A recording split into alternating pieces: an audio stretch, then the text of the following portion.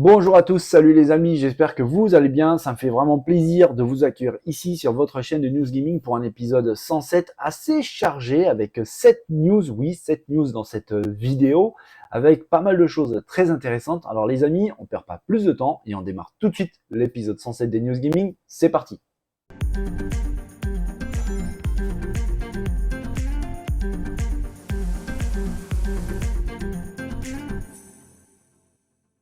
Allez, on démarre cet épisode de News Gaming avec une petite news qui va pas révolutionner grand chose, c'est clair et net, mais ça fait tout de même plaisir. Si vous êtes joueur et possesseur de console Xbox, eh bien, il faut savoir qu'une nouvelle interface est en train d'arriver sur votre console, c'est même déjà peut-être le cas, il suffit juste de lancer une mise à jour et ça sera peut-être déjà disponible. C'était dans les canaux développeurs, insiders d'Xbox, certains joueurs qui participent au programme Insider l'avaient déjà pour des périodes de tests.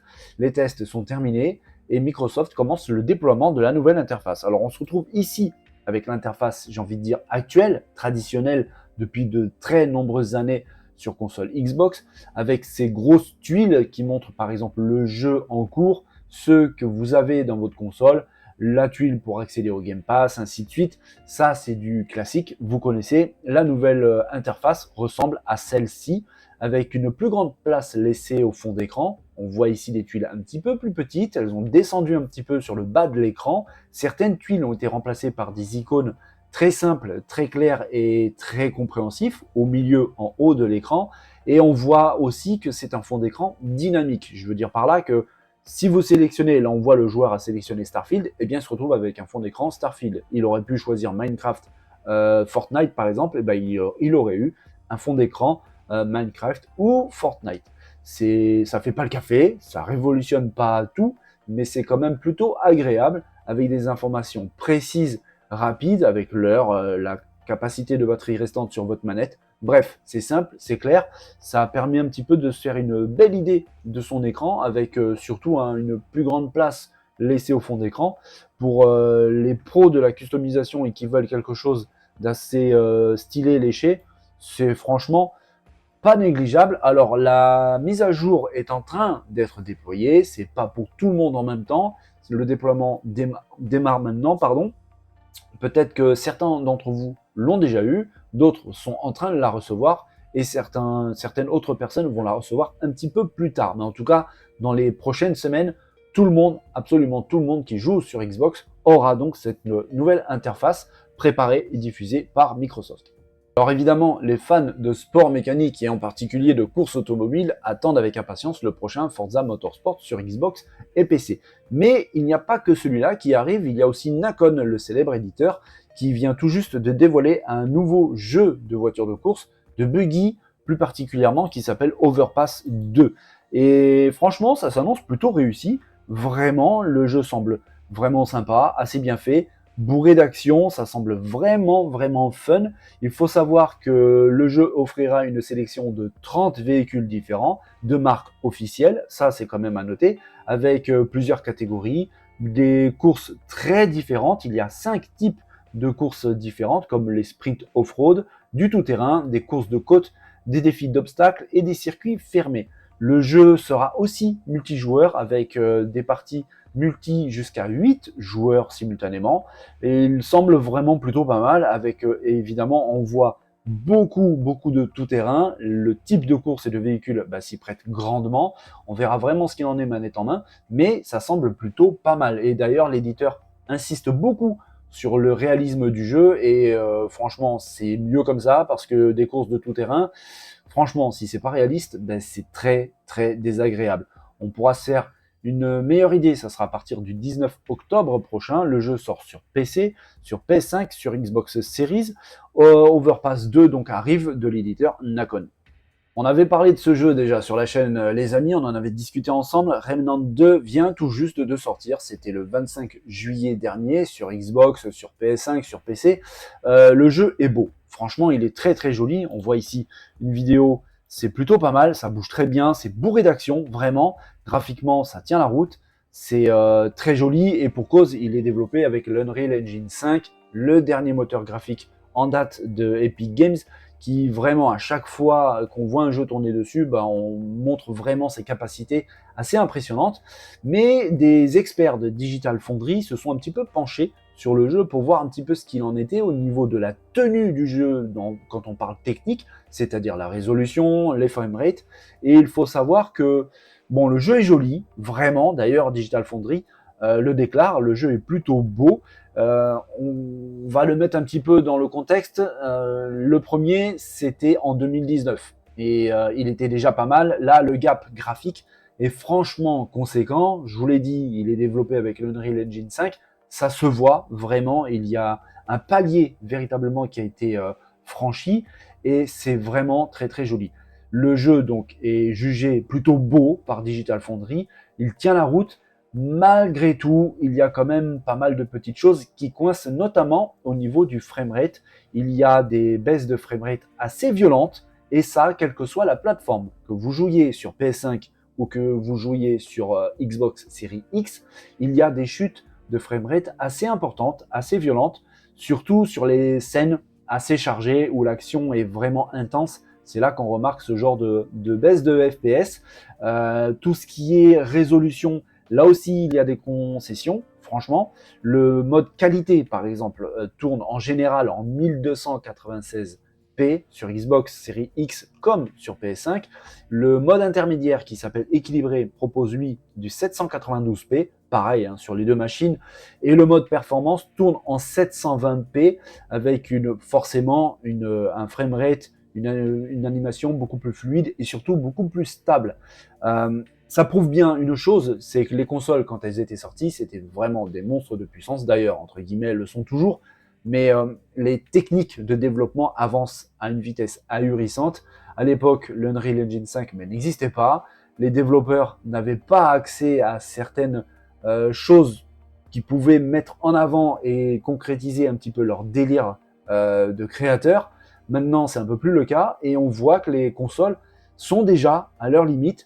J'ai presque envie de dire que c'est une génération entre guillemets gâchée parce que malheureusement quand elles sont sorties, eh bien vous vous en souvenez, il y avait la pénurie, le Covid est passé par là, les développeurs n'ont pas pu vraiment profiter du début de la génération pour donner la pleine mesure de la puissance de ces machines. Du coup, la technologie, elle a avancé et les consoles sont restées figées, bien évidemment, c'est le principe même d'une console. Et aujourd'hui, on se retrouve déjà avec des jeux qui utilisent vraiment d'une manière très violente la pleine capacité des machines au point de les mettre déjà à genoux avec des baisses de framerate malgré des résolutions qui sont pas super dingues. On parle pas de 4K, voilà, du 720p, du 792p, c'est franchement pas très élevé. Et malgré ça, il y a des baisses de framerate avec parfois des chutes plutôt violentes, mais n'empêche que Digital Foundry, attention, ne critique pas le jeu, c'est pas un mauvais jeu du tout, très très loin de... D'ailleurs, on le voit sur les vidéos, ça reste tout de même franchement très très beau. Avec l'Unreal Engine 5, ça aurait été franchement très compliqué de faire un jeu moche, ça c'est clair et net. Mais n'empêche que oui, la PS5 Pro, on commence à en parler de plus en plus, vraiment. Eh bien, à mon avis, ça va faire du bien. Est-ce que Xbox travaille sur une série X Pro? Je ne sais pas si ça serait le nom qui serait retenu. Apparemment, non. D'après les dires de Phil Spencer, il ne voit pas vraiment l'intérêt. J'espère qu'il a vu cette vidéo sur Remnant 2. Et là, je pense qu'il en verrait un petit peu l'intérêt. Mais c'est vrai que les jeux évoluent à une vitesse folle. La technologie évolue à une vitesse folle. Les consoles, elles, restent figées. Et en tout cas, pour cette génération, j'ai l'impression qu'on arrive très très vite à ses limites. On verra si la PS5 Pro va remettre un petit peu du gaz et de l'eau au moulin, j'ai envie de dire. Normalement, oui, elle semble franchement assez puissante. Et on verra le développement de tout ça. Mais en tout cas, même si vous avez envie de vous faire Remnant 2, même avec ces baisses de framerate, franchement, vous pouvez y aller. Le jeu est franchement pas mauvais du tout. Si vous êtes fan de jeux qui font peur, eh bien vous allez être aux anges parce qu'il y en a un qui a l'air plutôt prometteur et qui arrive bientôt, c'est le 14 septembre prochain, et pourtant on n'avait pas de nouvelles depuis un bon moment, surtout que la dernière fois qu'on avait entendu parler de ce jeu, c'était il y a 2 ans, vraiment, avec un titre qui semble plutôt réussi, AD Infinitum, qui vraiment revisite un petit peu le monde du jeu horrifique. Techniquement, franchement, ça a l'air très réussi, vraiment ça a l'air plutôt pas mal. Il faut savoir que le jeu arrive sur PS5, Xbox Series et bien évidemment sur PC. Et pour un petit peu le expliquer le synopsis. Le jeu va se dérouler plus ou moins dans la période de la Première Guerre mondiale, avec une frontière entre cauchemar et réalité qui devient de plus en plus floue.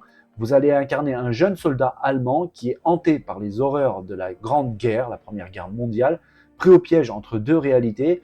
Vous vous promenez dans un vaste manoir et les tranchées de la Première Guerre mondiale où vous devez repousser des terribles créatures qui vous poursuivent. Ça s'annonce plutôt bien. Franchement, au niveau de la réalisation, ça a l'air plus que correct. L'ambiance a l'air particulièrement bonne et pesante. Pour les fans des jeux qui font peur, je vous l'ai dit, je pense que c'est un jeu à surveiller. Le 14 septembre prochain, c'est dans pas très longtemps. D'ailleurs, au mois de septembre, il y a déjà pas mal de bons petits jeux qui arrivent. Eh bien, ça en fait un de plus. AD Infinitum, donc, arrive très vite le 14 prochain sur PC, Xbox Series et PS5. Si vous avez une PS5 et que vous avez en plus de ça le PSVR 2, vous serez ravi d'apprendre que le Crossfire Sierra Squad arrive bientôt. Mais quand je dis bientôt, c'est vraiment bientôt. C'est au mois d'août prochain, le 29 pour être exact. Et ça fait du bien d'avoir enfin un bon jeu sur le casque de réalité virtuelle du géant japonais, le PSVR 2. Le jeu semble en plus vraiment excellent. Ça fait vraiment plaisir. Il faut savoir que le jeu renferme au minimum 39 types d'armes différents, avec évidemment les fusils d'assaut, les mitraillettes, les pistolets, mais aussi des grenades. Un arsenal plutôt complet, vraiment, avec en plus, vous aurez à faire face à 17 types d'ennemis différents. Vous pourrez aussi utiliser l'artillerie lourde, les hélicoptères. Bref, ça s'annonce plutôt complet, ça s'annonce plutôt pas mal. Le jeu multijoueur en PSVR 2 type Call of Duty s'annonce vraiment bon, ça fait vraiment plaisir. Et il arrive donc, comme je vous ai dit, le 29 août prochain. Enfin, du bon contenu très intéressant sur PSVR 2. Ça fait plaisir parce que oui, il y a quelques risques concernant le PSVR 2. J'en avais déjà parlé sur la chaîne, qu'il y avait certains qui avaient peur d'un gros flop. On n'en est pas encore là, mais on s'en approche quand même un petit peu. J'avais dit à l'époque que laisser un petit peu de temps au casque des réalités virtuelles de Sony de se prendre de la place, de se mettre en place, de se lancer. Surtout qu'au début, il était disponible seulement sur le Sony PlayStation Store. Ça limite franchement sa diffusion. Maintenant, il est disponible absolument partout. Et les bons jeux commencent à arriver. À mon avis, ça va le faire. Vous le savez, Spider-Man 2 arrive sur PlayStation 5. Le jeu exclusif à la console du géant japonais est vraiment très attendu. Il s'annonce plutôt franchement réussi, on va pas se mentir. On avait vu ensemble la disponibilité bientôt d'une console collector propre à Spider-Man. C'était même assez intéressant à noter parce que, en fait, pour le côté occidental, c'est la première fois que Sony sort une console PS5 collector. Il y a bien eu une version Final Fantasy, mais qui était seulement pour le Japon. Là, c'est pour tout le monde, une version Spider-Man qui est franchement très réussie. On la voit ici sur la petite vidéo de présentation, vidéo même très intéressante. J'ai beaucoup aimé la manière dont cette PS5 Collector Spider-Man est introduite au public. Ça fait vraiment plaisir de voir cette petite mise en scène, mais on n'avait pas d'informations concernant le prix. Et véritablement, ça pique un petit peu, parce que les prix viennent tout juste de fuiter officiellement.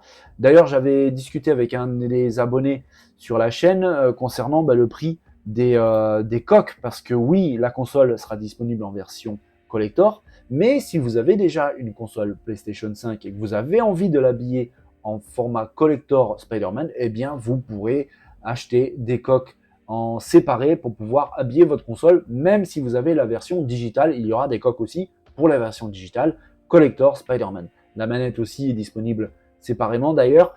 Avec cet abonné, on présentait un petit peu un prix de 40 €, ce qui était relativement élevé.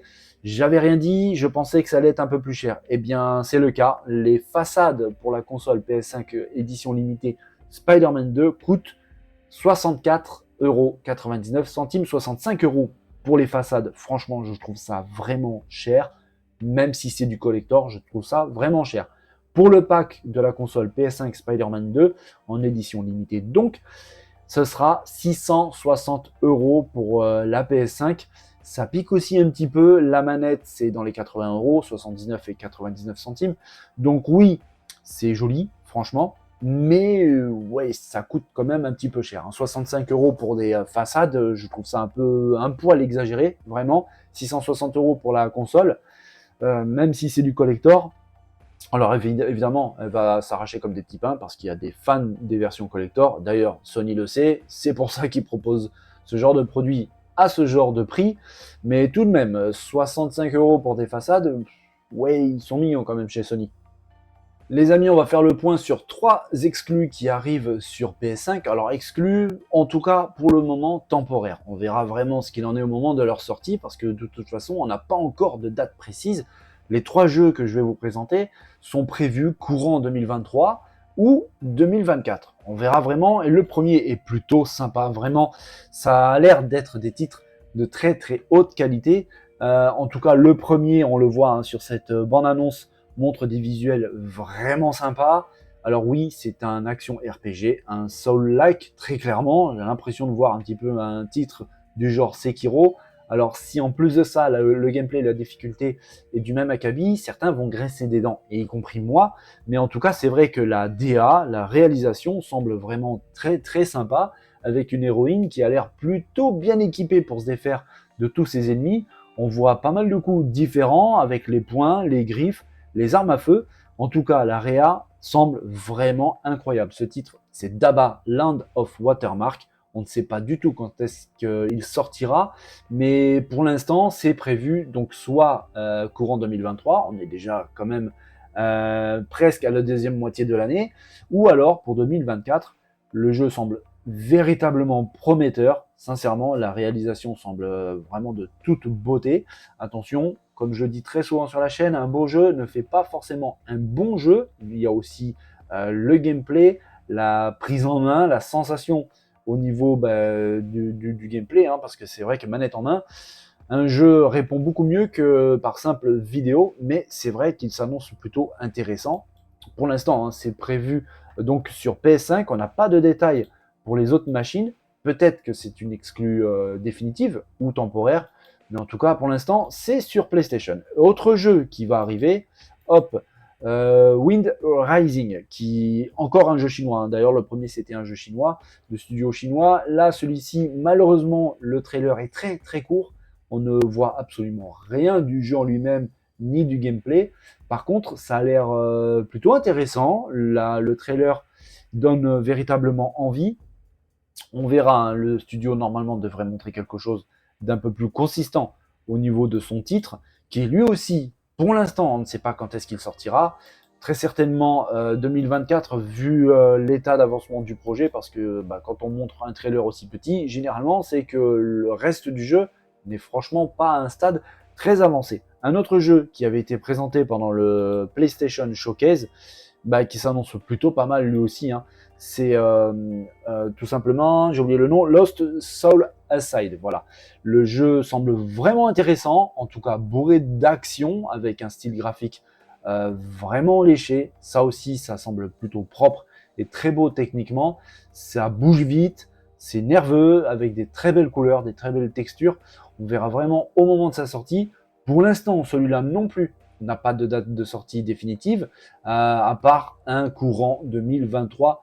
Donc on verra si en tout cas le premier et celui-ci sortent courant 2023, ça va faire encore 2 autres bons jeux pour la console du géant japonais Sony PlayStation. Le troisième, Wind Rising, mon avis, hein, ça sera plus pour 2024, voire même peut-être 2025. On verra vraiment, mais en tout cas pour ces 3 jeux, il semblerait qu'on se dirige vers des exclus PS5, tout du moins temporaire dans un premier temps. On verra vraiment le moment, au moment où les développeurs et autres éditeurs auront pris la parole sur ces jeux pour nous annoncer quelque chose de vraiment définitif concernant les dates de sortie. Mais c'est vrai que de très bons jeux arrivent aussi sur la console du géant japonais PlayStation. Ça fait vraiment plaisir. Waouh, épisode assez chargé, cette news très intéressante, très variée, avec la nouvelle interface de la Xbox, et puis oui, beaucoup d'informations concernant la PlayStation. Ça a fait plaisir, parce que c'est vrai que depuis un petit moment, hein, ces derniers temps, on parlait beaucoup de Microsoft. Alors oui, il y avait le rachat d'Activision, il y avait le procès, toutes sortes de choses qui faisaient que oui, on parlait beaucoup de Microsoft, on parlait beaucoup de Xbox, et revenir un peu sur PlayStation, ça fait du bien, franchement, parce qu'on n'est pas sur une chaîne dédiée à Xbox, on est une chaîne multi-gaming, même PC, même rétro. Bref, ça fait vraiment plaisir de revenir sur la console du géant japonais. Et on attend vraiment que toutes ces choses arrivent parce qu'il y a du très très bon en prévision, notamment un bon jeu sur le PSVR 2. Et ça, vraiment, je suis sûr que ça fait plaisir à certains d'entre vous. Les amis, j'espère que cette vidéo vous a plu. Si c'est le cas, déjà, je vous remercie infiniment tous d'être là chaque jour. Vraiment, merci à tous. Et si cette vidéo vous a plu, donc, vous savez quoi faire. Les pouces, les partages, les commentaires. Les amis, je vous souhaite à tous une belle et bonne journée. Portez-vous bien, prenez soin de vous. N'oubliez pas de vous amuser. Je vous dis à très vite, très bientôt, dès demain pour un nouvel épisode des News Gaming. Bonne journée à tous. Bye bye.